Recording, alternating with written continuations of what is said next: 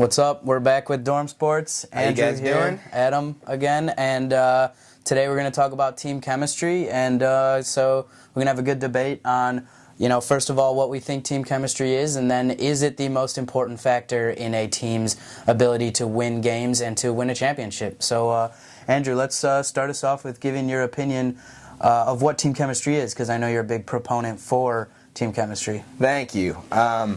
So I think team chemistry, it's where you have a team and it's when they come together and they gel as a unit, I think. It's when you can get every individual guy, they have their own part on the team, and they make each other better. Everyone's making each other better on a team, and they're achieving the same goal, and they're thinking as just an individual, basically. The unit comes together with one goal to win. And I think when you see good team chemistry, teams are really gelling and they're getting on a roll. Like, for example, right now the Spurs, I think they're a good example. 18 straight wins is a great example. But I think, it's really important for a team to trust each other. And I think when you trust each other and you're friendly with each other, you play for each other, and that's very important, I think. So, do you think team chemistry that important? I think it is. I think it's important, and I notice it. You can see certain teams excuse me, if they get along in the dugout or if they get along on the bench in hockey or in football. I think some sports you'll see it more often, but I really think talent is where you're going to get your wins. I think. Look, I acknowledge team chemistry, but I think if you're going to talk about team chemistry being the most important factor, then what really is the most important factor is a good coach, which I would differentiate a good coach and team chemistry, as in a good coach can bring team chemistry, but a good coach can also get the best out of each player. They can see the talent in each player. So, for example, I think to use a sport, football, where I don't think team chemistry is much of a factor at all because you have such a large team that I wouldn't say. Now, you need to have a good relationship between, quarterback and receiver, but I don't think you need to be, best relationship, because you need to have sort of like the relationship, like when Tom Brady would get frustrated with his receivers last year, if he had perfect team chemistry and was like, hey, it's okay, man, like, you dropped the ball. Like, well, that's a different. I don't understand. He was getting frustrated. I'm sure that's not team chemistry. Tom Brady. That's team chemistry, because it's showing the emotions of one player being like, come on, guys, we all have to step up and do this. And I mean, everyone on that team is. But it's also showing the talent. I personally think team chemistry. You can see. The Pats, they did advance to the AFC Championship game, which was great with, I thought, the little they had. And right. I thought a lot with of the little was, they had. I think, because they're playing a little bit with a chip on their shoulder, and I thought... I don't think there was team chemistry there. I thought, maybe Bill a small amount. does a great job, but I thought, no, there was a little bit of team chemistry. Maybe in football... Yeah, you're right. Maybe it's not as relevant, but they try to do things where they bond with each other. Training camp and all that. You'll see the little fights and all the little scraps and everything. But maybe it's not as huge in football. I still think there's definitely team chemistry, and I think it's. But I don't deny that there's some sort of aspect of team chemistry in football. But when I look at and I want to talk about the Patriots again, because I think they're a really good example. When you lose a lot of players and stuff like that, you got a whole bunch of new guys in the locker room. Like, the coach is way more important than team chemistry, because the coach is what starts that team chemistry. So a huge, great job to Bill Belichick for really making it so they play well together. But Brady had a bunch of new receivers. I think it comes down to the talent of the receivers. You would watch a couple games, the receivers just wouldn't catch the ball, and I don't think that's Brady's fault. I'm a huge Brady fan. I think he's very talented. Most people are, except New York people, and half the. I would say a lot of people aren't. But that's a different debate. I think he's a winner. People I like winners, to imagine people like Brady. But of course but what I was going to say is, actually, I think a big important factor especially with Belichick and Brady, is they have to lead the team. They tell the people their role they're going to play on this team. They're going to tell them what needs to be done. And you know what? I really see that when you have a strong leader, it's not always about like the best and biggest talent. That's not always what makes you succeed. Just because you amass the best talent in the world doesn't mean you're always going to succeed. Well, and a good example evidence of that is against you. Evidence is for me too. For what? Miami Heat. If you're Miami Heat, LeBron James, dude, he's the best in the world. It's easy. Dwayne Wade, one of the top 5 best. Mike Trout, Albert Pujols, and Josh Hamilton. You know what? Albert Pujols, baseball's superstar. different, though. I don't know if baseball can always Josh have Hamilton, a team chemistry thing. Superstar. Mike Trout, superstar. But now, Josh. I wouldn't Hamilton, put them Albert the top Pujols. 3 best in the world. I mean, No, not I anymore. think Trout is the best. No, Trout better. is. I think he is the best all-around player in baseball. Well, I think you're leaving out a couple good. Like, what about Giancarlo Stanton? He's a great player as well. He's a great hitter, but I think in terms of I think the Sox have a couple. I know. Ellsbury. He can go, whatever. Yankee. Well, okay, if you forget your rivalry between the Sox and the Yankees, he's a great player, and he won championships with you guys. So, I'm glad he's on the Yankees now. But I'm sure you are. Okay, but Jeter's also a leader. But so Jeter's a team chemistry guy he does. Yeah, Jeter is also a perfect example. He leads his team out there. I still think, though, recently, I think on a Forbes list, ranked the 11th best leader in the in the world or something. I was going to say, amazing. If he was 11th best in the MLB, I'd be like, well, that's wrong. But he's probably the best in the MLB. He's a great leader, and it's going to be sad to see his last season. I know, but he wants to get guys to play for him and win for him. And I think this that's is true. Very important. But and I think he's definitely like a leader. Like, he's almost like a coach leader. I know. He's sort of like that. But still, when you look at all these teams that have won national championships or things like that, they've got the best talent. Okay, Blackhawks last year. Now, I don't want to. I know it's a sore subject to bring up, but you brought it up before the show. Even Jonathan Toews, Patrick Kane, Marian Hossa, Patrick Sharp. Yes, but I will acknowledge great team chemistry there. They've been playing. A lot of them have been playing together. How many games did they win in a row? I think it was, I don't even remember, 20-something with no losses in regulation. Because they were gelling real well. I think it was because... But to win a championship, you need that talent. You need that talent, but you also need a real good team chemistry. But what's more important? That's the debate. And I seriously think if we didn't have Toews or Kane, there's no championship there. You got 2 of the most talented guys in the NHL, and when you got that talent there, that's when you're really getting the next level. Red Sox, which I know you want to bring up later, David Ortiz, one of the most talented guys in the MLB, just pure hitter. He went off in the playoffs. Without David Ortiz, the Red Sox don't win a World Series. I don't even know if they beat the Tigers. Well, actually, so we're going to take a quick break, but when we get back, I'm going to explain why team chemistry is important, and I'm going to use the 2013 Red Sox as a perfect example as why team chemistry works out. Hello and welcome back to DormSports. As we left before, I'm now going to talk about the 2013 Red Sox and why team chemistry is relevant. So look here. I know you're saying they wouldn't have beaten the Tigers and whatnot, and you're without talking about Ortiz. I'm talking about that talent. But you're talking about that talent. Yes, that is the most important. Look at the Tiger lineup before you even say that. Yeah, but you can't even do that. You cannot bring that up. Ortiz went off. Miguel Cabrera is the most talented. Fielder. Prince did not play well at all. But too bad he's traded because that was the best 1-2 punch in baseball.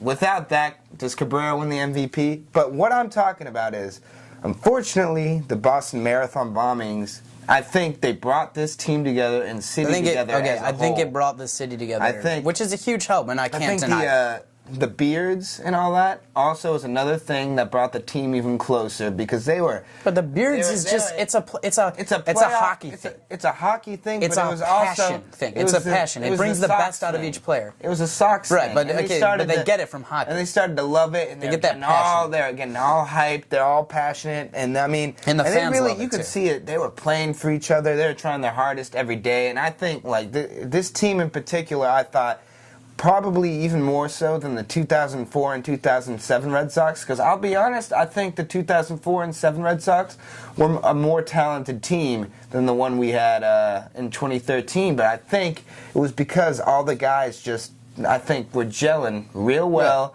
I think we're playing for each other, and we had a great leader in one John Farrell, Dustin Pedroia, and David Ortiz. I think those guys really knew their roles and were able to, get everyone to get the best out of their roles to play for the team. Okay, I don't deny at all that the Red Sox are a very team chemistry team. I think when we came up with this, I said Sox could be a good case study for team chemistry.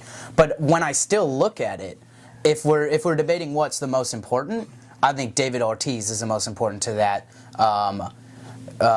championship, because I got interviewed by Channel 7 in the Sox store, and I'm wearing a Ted Williams jersey, which I will never wear a Red Sox jersey, but I have to respect Ted Williams.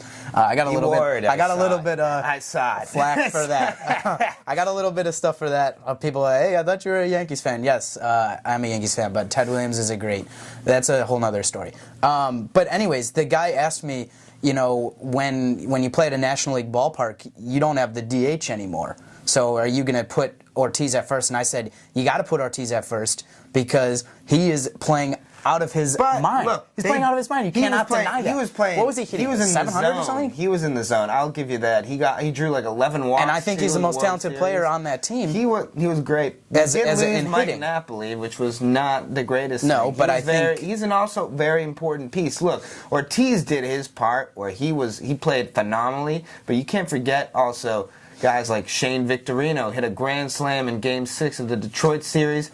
Shane's a great player, though. Yeah, Shane is a great player. I think he's got a lot of talent. He's a great player. I think if you're going to look at team chemistry, you got to go straight to Johnny Gomes. I think you don't have Johnny Gomes, you don't have team chemistry. But you don't have talent without David Ortiz. Shane Victorino's a great player. Johnny Gomes can hit really well, too. He's a mediocre hitter. And actually, Pedroia is a great hitter. Who are you thinking of?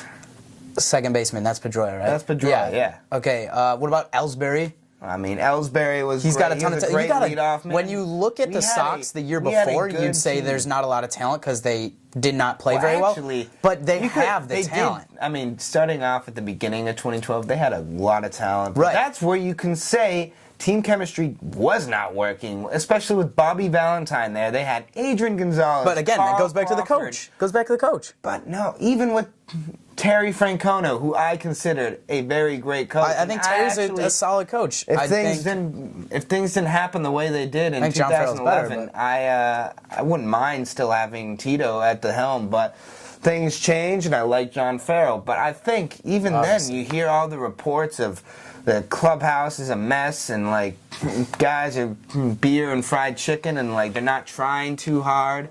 You know what? I think that, I mean, like... But even with that team chemistry, I don't deny the Sox had good team chemistry. And I don't deny you need team chemistry in general to win a championship. But I think when you look at teams like... Okay, let me use the Penguins for an example. Pittsburgh Penguins, NHL. Sidney Crosby, we have a good best example winner, again. Best player in the country, probably. Evgeny Malkin, also a great player. James Neal. Yeah. I could go on for hours. I can't really think of anyone else right now, but like they got a ton of talent.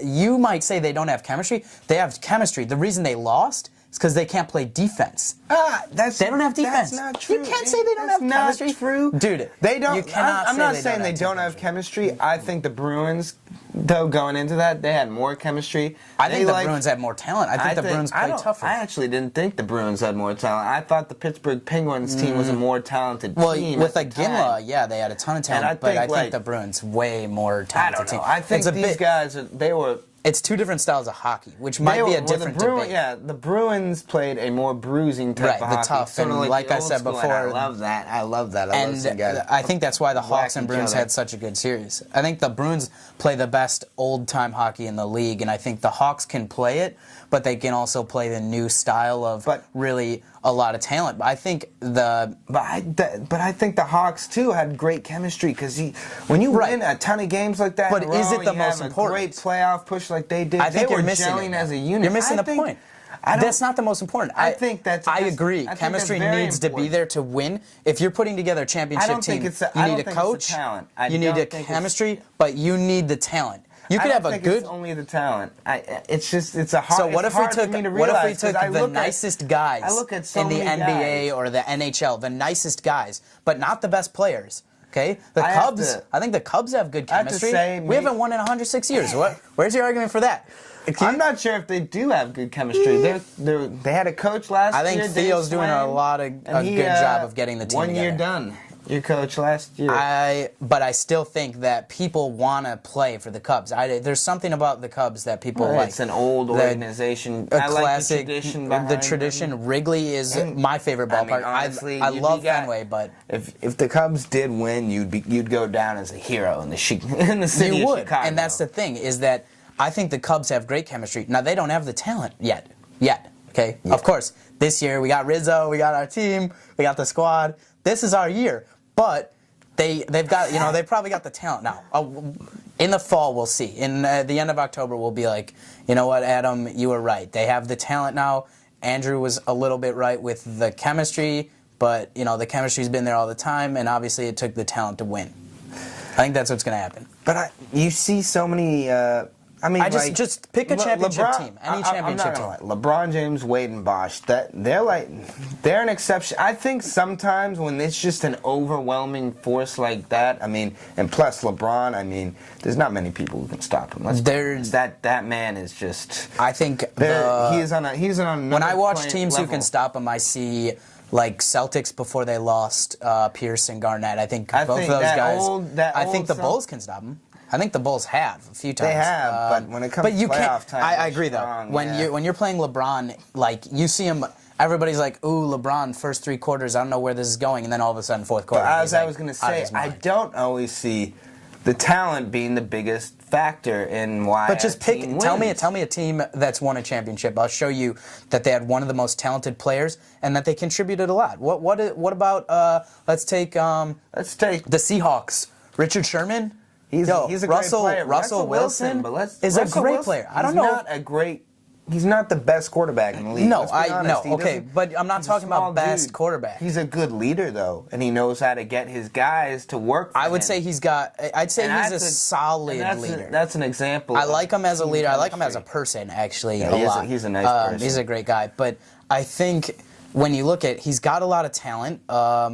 I think the Seahawks had a ton of talent. I think when you look at the Seahawks, you saw their defense. And when you would watch ESPN or something, all the players, defense, but they had these guys who were helping leading the troops out in the field and helping everyone get in line, know what they're doing. I think it was a bunch of... And that's also why the Broncos didn't win, is because they didn't have the talent on defense. They had the talent on offense, but they couldn't play. Didn't show up. No, that's for sure. which is a sore subject. I like Peyton Manning. I love that man. I know. I respect Peyton Manning. You can't not. He's the man. I wanted it for him. I don't know. At the end of the day, when I look at teams that have won championships, and I think that's what we need to judge by, because. Sure, you could go on winning streaks and you could say, oh, they're gelling, but that's also players gelling. Players are in a zone. Like, when hockey players go on point streaks, that's not that much about team chemistry. Now, yes, I completely agree. Team chemistry, I think we have to realize, team chemistry is always in a winning team. But is it the most important? I personally don't think so. You cannot deny that for a winning championship team, I think having great team chemistry is very important, because if you have great team chemistry, just answer this. If you have guys who are willing to do whatever it takes to win for you, and who are gonna back you up and be there for you and feed off your positive vibes, and you know what, I think that's very important. Right. But at the end of the day, just answer this really quick. If you have the best team chemistry in the league, but you do not have any talent, are you going to win a championship? Well, you don't have any talent. Well, you can. There's teams. That's a no. That's like 10 seconds. That's a no. No, it can be a yes. You don't have the most talented guys, like a bona fide superstar. Example, early Pistons in the early 2000s. They won without any superstar. But anyways, I mean, and that's a whole different scenario. But anyways, I think it is important to have team chemistry. And you don't think it's as necessary? I think it's important, but I think at the end of the day, the talent overrules it. And that's all we've got for you today, folks. This is it for DormSports today. Thank you for tuning in. And please be sure to check out our website, DormSports Boston, to check out the article that comes out on Wednesday, April 2nd. All right, thanks, guys. We'll see you next week.